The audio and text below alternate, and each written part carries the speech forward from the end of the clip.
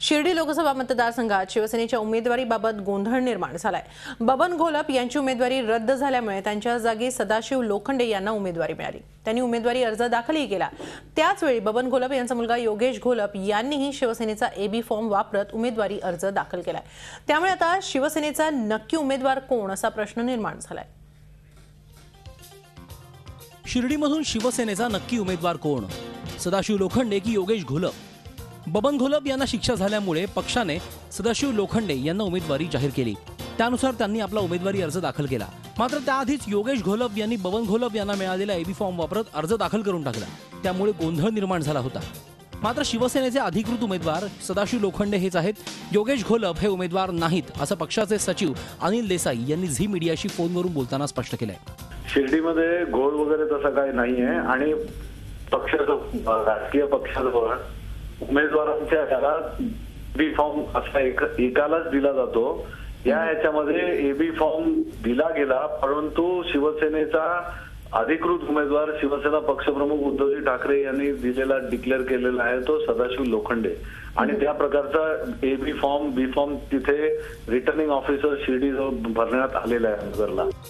अर्ज दाखल झाल्यानंतर आता होणाऱ्या छाननी प्रक्रियेमध्ये योगेश घोलप यांचा अर्ज बाद होईलच, पण त्याआधी हे दोन अर्ज शिवसेनेच्या नावावर दाखल झाल्यामुळे गोंधळाची स्थिती निर्माण झाली होती हे खरं। निखिल चौकर, झी मीडिया, अहमदनगर। या संदर्भात आपण अधिक माहिती घेऊया आमचे प्रतिनिधी योगेश खरे यांच्याकडून। योगेश, शिर्डीमधला हा घोळ निर्माण झाला होता, त्यावर अनिल देसाईंनी स्पष्टीकरण दिलेलं आहे की सदाशिव लोखंडे हेच शिवसेनेचे अधिकृत उमेदवार असेल। मात्र योगेश घोलपांनी देखील एबी फॉर्म भरलेला आहे। आता यावर नेमकं पुढे काय घडू शकतं, काय असणार? निवडणूक आयोग यावर काही दखल घेणार आहे का, काय सांगाल?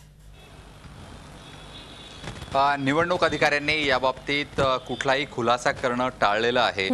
यामध्ये दोघांचे फॉर्म आले हे मत त्यांनी मान्य केलेलं आहे आणि शिवसेनेतर्फे 2 एबी फॉर्म आल्याचं ही निवडणूक अधिकाऱ्यांनी आज संध्याकाळी झालेल्या प्रेसमध्ये म्हटलेलं आहे।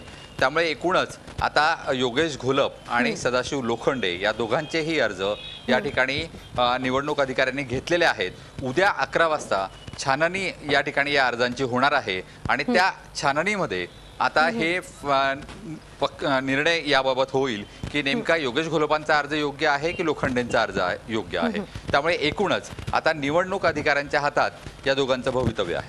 नक्की या दोघांचं भवितव्य आता निवडणूक आयोगाच्या हातात आहे। सदाशिव लोखंडे यांनी देखील सांगितले की तेच या शिवसेनेचे अधिकृत उमेदवार आहेत। योगेश घोलपांची नेमकी काय भूमिका असेल हेही कळेल, मात्र निवडणूक आयोग यावर काय दखल घेते हेही पाहणं महत्त्वाचं आहे। धन्यवाद योगेश, आपण दिलेल्या सगळ्या माहितीबद्दल। झी 24 तास रहा एक पाऊल पुढे।